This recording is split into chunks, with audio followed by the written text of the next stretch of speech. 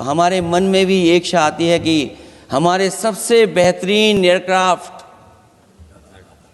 जो नींबू और मिर्च लगा करके जिनकी पूजा की गई थी, वो कितने उड़े थे। हम और सवाल नहीं पूछना चाहते हैं हम आपसे, मैं केवल इतना पूछना चाहता हूं कि जिन एयरक्राफ्टों को नींबू और मिर्च लगाकर के पूजा की गई थी, वो एयरक्राफ्ट कितने उड़े थे। हमें अपनी पूरी एयरफोर्स पे गर्व है। इतने बेहतरीन पायलट किसी के पास नहीं है जितने बेहतरीन पायलट हमारे पास हैं। और हम समाजवादी वो लोग हैं जिन्होंने ऐसा इंफ्रास्ट्रक्चर सड़कों का बनाया था कि अगर कभी इमरजेंसी हो तो आपका एयरक्राफ्ट वहां पर उतर जाएगा। और देश में पहली बार सुकोई, मिराज और हरकुलस अगर किसी ने सड़क पर उतारे थे तो वो समाजवादी पार्टी और हम लोगों ने सड़क पर उतारने का काम किया था। सही बात। और दूसरा, देश महोदय, मैं और जानकारी देना चाहता हूं। आपके देश के प्रधानमंत्री जी हमारे देश के नहीं, हमारे भी प्रधानमंत्री हैं, हमारे हैं बात खत्म हो रहा है। अध्यक्ष महोदय, मैं फिर बोलता हूं।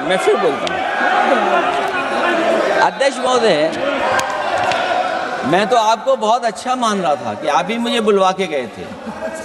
मैं फिर बोलता हूं, देखिए प्रधानमंत्री जी की लाइनें हैं ये वाली, मैं दुनिया को मनाने में लगा हूं, मेरा घर मुझसे रूठा जा रहा है। आखिरकार कौन रूठा हुआ है इस देश में?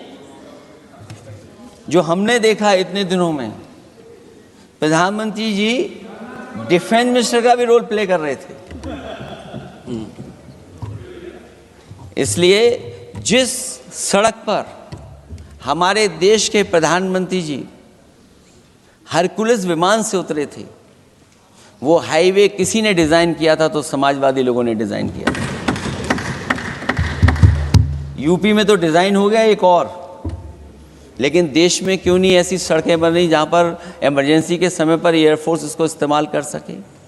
आज सक्षम विदेश नीति के द्वारा प्रधानमंत्री जी के नेतृत्व में, और यहां विदेश मंत्री जी स्वयं बैठे हुए हैं, भारत उस मुकाम तक पहुंचा है कि रशिया कहता है India is our traditional ally और अमेरिका कहता है India is our strategic ally. और यह बात सिर्फ बयानों तक सीमित नहीं है। रशिया से हमने S-400 एंटी मिसाइल सिस्टम लिया है जो रूस ने किसी को नहीं दिया, और अमेरिका से हमने प्रीडेटर ड्रोन लिए हैं जो नाटो के बाहर उसने किसी को नहीं दिए। आप सोचिए यह सक्षम विदेश नीति क्या संभव है कि रूस और अमेरिका दोनों अपने सबसे सक्षम हथियार भारत को देने के लिए तैयार हो। और मैं एक वाकया बताना चाहता हूं, हमारे विरोधी विदेश नीति को हमारी डोमेस्टिक पॉलिटिक्स के चश्मे से देखते रहते हैं और उसमें देश का नुकसान होता रहता था। कोई इजराइल जाता था तो फिलिस्तीन नहीं जाता था, फिलिस्तीन से बात करेगा तो इजराइल से बात नहीं करेगा। पर मैं एक घटना बताना चाहता हूं, माननीय प्रधानमंत्री महोदय जब फिलिस्तीन जा रहे थे तो वो जॉर्डन में रुके और जॉर्डन के शाह ने कहा कि वो उनके पर्सनल हेलीकॉप्टर में उनको भेजेंगे पैलेस्टीन। उल्लेखनीय बात यह है कि जॉर्डन के शाह हुसैन प्रोफेट मोहम्मद की डायरेक्ट डिसेंडेंसी में है। एक ही परिवार है जो प्रोफेट मोहम्मद की डायरेक्ट डिसेंडेंसी में है।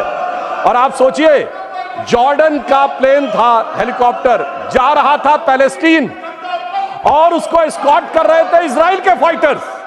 आप सोचिए, इजराइल और फिलिस्तीन कभी किसी एक देश के साथ अगर एक रूप में कभी हुए हो तो वो प्रधानमंत्री श्री नरेंद्र मोदी जी के नेतृत्व में।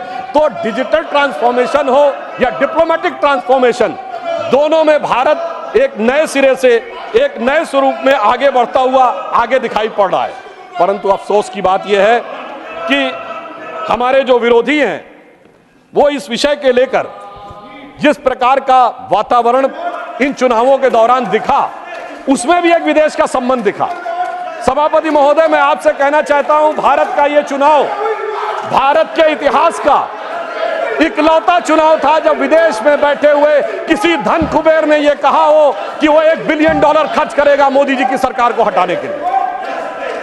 यह चुनाव भारत के इतिहास का इकलौता चुनाव था जब चुनाव भारत में हो रहा था और कांग्रेस के नेता आर्टिकल विदेश के अखबारों में लिख रहे थे।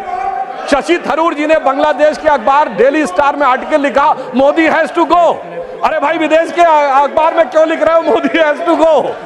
और उसके बाद भी, और ये इतिहास का पहला चुनाव था जब पाकिस्तान के एक मंत्री स्तर के व्यक्ति ने कांग्रेस और राहुल गांधी जी की भूरी भूरी प्रशंसा ही नहीं की। उनका वर्ड था फवाद चौधरी का कि बीजेपी हटनी चाहिए, मोदी जाना चाहिए, उसके बाद जो मर्जी हो कर लेंगे, यानी इन वर्बेटम वही था जो था। अरे क्यों नहीं आपने बोला कि आप कौन होते हैं हमारे बारे में बोलने वाले? मैं याद दिलाना चाहता हूं, जब डॉक्टर मनमोहन सिंह प्रधानमंत्री थे और श्री नरेंद्र मोदी जी मुख्यमंत्री थे और उस समय पाकिस्तान के तत्कालीन प्रधानमंत्री नवाज शरीफ जी ने मनमोहन सिंह जी के बारे में आपत्तिजनक बात बोली थी, तो उस समय नरेंद्र मोदी जी ने दहाड़ कर कहा था, कौन होता है पाकिस्तान का व्यक्ति 120 करोड़ देशों के हमारे प्रधानमंत्री के बारे में बोलने वाला? मगर अफसोस आपके मुंह से एक शब्द नहीं निकला। इसलिए मैं कह रहा हूं, भारत का ये बदलाव, एक बड़ा बदलाव हो रहा है। और मगर इन चुनावों ने एक निष्कर्ष और दिया है सभापति महोदय, एक निष्कर्ष और दिया है कि कांग्रेस पार्टी को आज बड़ी उत्साह नजर आ रहा है कि वो उभर कर सामने आ गए। मगर महोदय, एक बात ध्यान देने योग्य है इस चुनाव में कि जहां हमारा और कांग्रेस का मुकाबला था वहां तो कांग्रेस कुछ नहीं कर पाई, अपने सहयोगियों के कंधे पे चढ़ के बहुत कुछ प्राप्त किया है। उत्तर प्रदेश में आज समाजवादी पार्टी और कांग्रेस एक साथ आए हैं, तो मैं सिर्फ इतना कहना चाहूंगा कि ये लोग जिस वोट बैंक के चक्कर में साथ साथ आए हैं वो एक के लिए बड़ा चिंता का सबब बनने वाला है। महोदय, ये कुछ हिंदी फिल्मों की पुरानी स्टोरी की तरह है कि पुराना आशिक लौट के आ रहा है।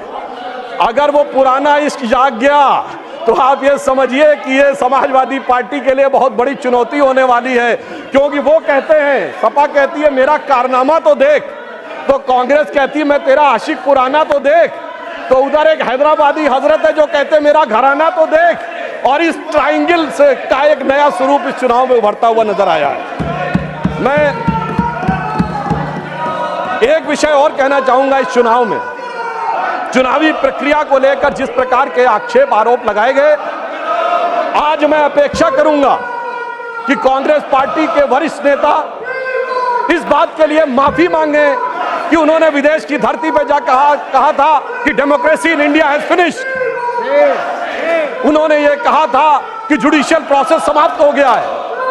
अब उसी डेमोक्रेसी के चलते हुए आपकी अनेक सरकारें बनी हैं और आप अपने को हार के भी जीत की बात कह रहे हैं। इसका अर्थ ये हो गया बहुत स्पष्ट रूप से कि अपने राजनीतिक नफे नुकसान के तराजू पर तौलकर आप देश की गरिमा को गिराने का प्रयास भविष्य में न करें।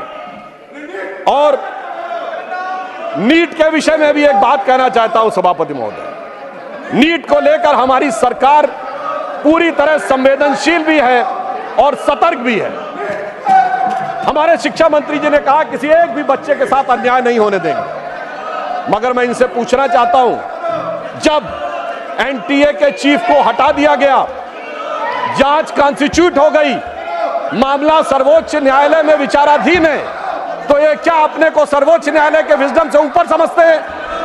यदि विषय सर्वोच्च न्यायालय में विचाराधीन है तो उससे पहले इस प्रकार का वातावरण बनाना, इसका अर्थ यह हो गया कि यदि न्यायालय उस पर टिप्पणी देने जा रहा है मगर हम उससे पहले उसके ऊपर विवाद करना चाहते हैं।